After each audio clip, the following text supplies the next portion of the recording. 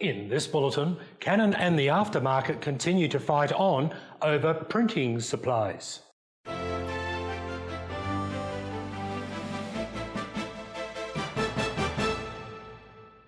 Hello, I'm David Gibbons and thanks for joining me. A lot has happened since February 2018, just over a year ago, since Canon pursued 49 companies at the US International Trade Commission. It became known as the 1106 investigation into patent infringement over Canon's dongle gear used in laser printer cartridges. It was not the first time Canon had complained to the Watchdog Commission set up to monitor infringing imports into the United States. David Elliott, who has been working in the midst of the imaging supplies industry for more than 30 years, has been watching Canon's moves closely. David Elliott joins me now. Greetings, Ian. Hello, David. How are you? Good, thank you. You have been observing and writing about Canon and its complaints with the aftermarket. You wrote, Canon has been given 3 previous victories, if I can put it, at the ITC, which resulted in general exclusion orders that prevented infringing products from entering the United States. So why do you think this gave Canon some degree of confidence in reference to its dongle gear patents? Well, David, 2 of the 3 previous victories, if that's the right word for them, those in 2012 and 2014, were also centered on the so-called dongle gear.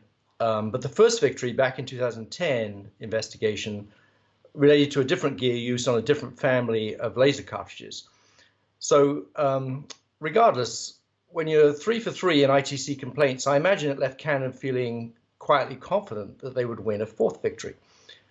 But the reason I placed victory in inverted commas is because it's kind of a hollow victory when in each case the products that were found to infringe had already been made obsolete through design changes implemented before the exclusion orders took effect. In other words, despite the GEO, there was no detrimental impact on the supply chain or on the manufacturer's ongoing business.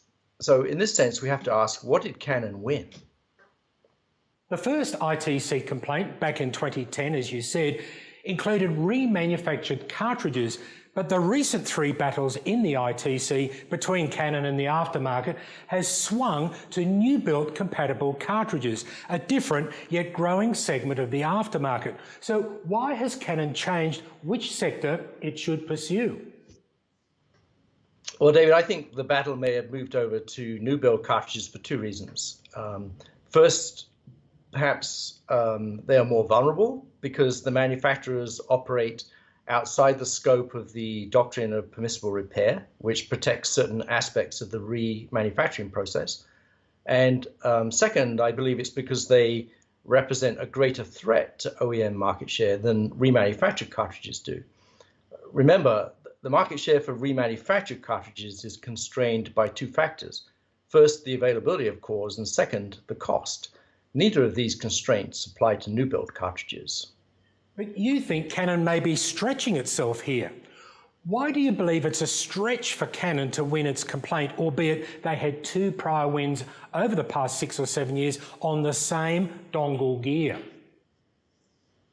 Well, during each of the previous ITC investigations, the manufacturers forming the core of the list of the named respondents, they worked to redesign their products to avoid infringing the asserted patents.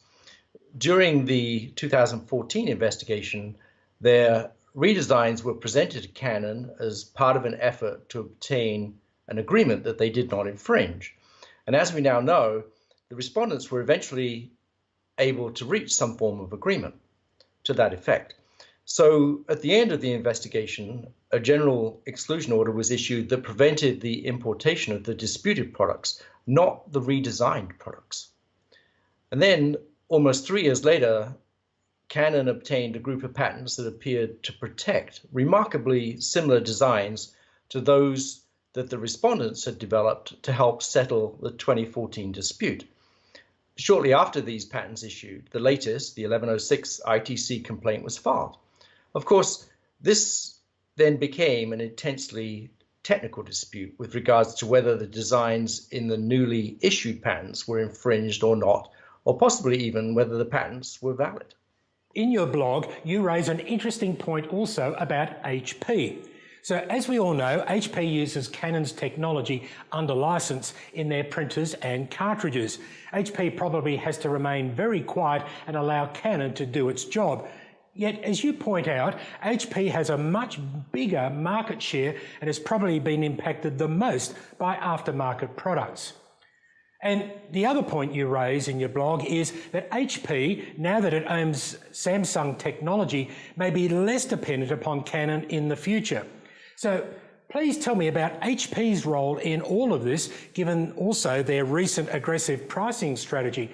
Will they fight for their market share commercially rather than using the legal process? Well, David, I imagine over the years, HP may have been frustrated by what they may have considered to be Canon's ineffective legal tactics for enforcing its patents and preventing infringing products from entering the market. Although a lost sale by HP to a competing product is also a lost sale by Canon, we don't know the details of their commercial arrangements and who gets harmed most in terms of lost profits on that lost sale. But what we do know is that HP cannot fight a legal action on its own behalf for anything they may have viewed as infringement of Canon's laser cartridge technology, on which they've been reliant, as we know, for decades. Only Canon can fight those legal battles. However, now that HP owns the Samsung technology, they can fight their own legal battles according to their own legal strategies, just like they've always been able to do with their inkjet technology. So with all these developments, I think the aftermarket players must continue to be prepared for ongoing legal actions if intellectual property rights are infringed. However, they also need to be prepared to fight a very different battle on the commercial front. Never before have we seen the scale of discounting of OEM brand cartridges that we're now starting to see. And as we've explained in our recent blog, this strategy has the potential to turn the market on its head. You claim, Ian, that even the biggest and most reputable companies are often on the receiving end of legal challenges, and I think of Apple, Microsoft, and so on. I guess a mature market knows this does not necessarily mean that they're doing wrong, and eventually a court will make that determination. Yet you also say the manufacturers of new built cartridges caught up in this latest Canon case have a short window of opportunity to fix their reputation. So why is it so different with a consumables supplies aftermarket? Well, I think this brings up a couple of points. Firstly, what I mean is their reputation for consistent product quality. While the manufacturers of new build cartridges may be on the cusp of a significant legal victory, it will be for nothing if they can't improve the perception the market has for the inconsistency of the quality of the products they manufacture. For me, it's mystifying how a manufacturer of rebuilt cartridges appears to be able to consistently make a higher quality product than a manufacturer of new build cartridges. One depends on used parts and the other on brand new parts. In theory, the manufacturers of new build should be building a product that's the equivalent of the OEM new build, and which is consistently superior to that of rebuilt cartridges. In practice, I think we all know this is still not the case. So for any big box resellers and distributors of rebuilt cartridges who may be more inclined to think about the possibility of distributing new build at the expense of reman, they will still be hesitant to do so unless the manufacturers can demonstrate the product quality and the necessary commitment to ongoing product quality, because that's a requirement to earn their business. And then finally, I say a short window because I imagine the OEMs are also thinking the possibility of new build in the primary distribution channels could be a real threat. And to head that off, they may elect to use their newfound pricing flexibility to displace reman themselves, rather than risk allowing aftermarket new build into mainstream distribution. So tell me, Ian, what do you think will happen next? I mean, will Canon appeal through the legal system?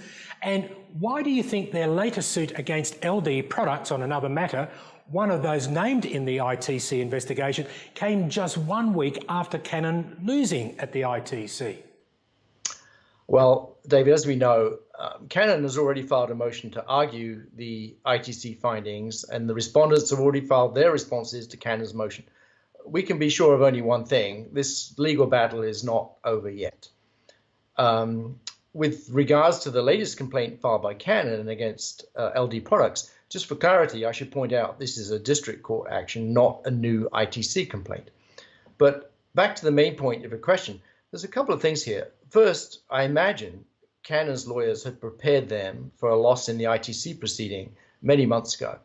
Many, including myself, thought the writing was on the wall back in August when the staff attorney's pre-Markman hearing briefs almost perfectly aligned with those of the respondents. It seemed like it would be an uphill battle for Canon from that point on. And second, what the latest complaint shows is that Canon will continue to fight to protect its IP. Do I think the timing was a coincidence? No, I don't. I think these types of complaints, they're not drafted overnight, and it was probably started many months ago in anticipation of an adverse outcome to the ITC complaint. The timing is probably designed to tell the market and potential infringers that despite the ITC setback, Canon, will not tolerate infringement of their patents, and David, nor should they. Of course, we can't comment on the merits of the new complaint, but it will be interesting to see what course this action takes over the coming months, particularly considering the ITC proceedings over the last decade have not yielded materially positive results for Canon, and therefore downstream for HP either. You're right, of course, Ian. Canon has gone back to the ITC, having not accepted their findings. It's interesting to note, as you also say, the respondents have also filed their responses to Canon's motion. So the battle is not over yet. Canon will fight, as will the aftermarket. Our resident cartoonist Berto here at RT Media has had a laugh on the matter. Ian Elliott, thanks for joining me today. You're welcome. Thank you, David. And for all the latest office and imaging supplies updates, go to our website or grab a copy of our magazine published in English, Spanish, Chinese, Russian and Arabic. Thanks for keeping in touch. I'm David Gibbons.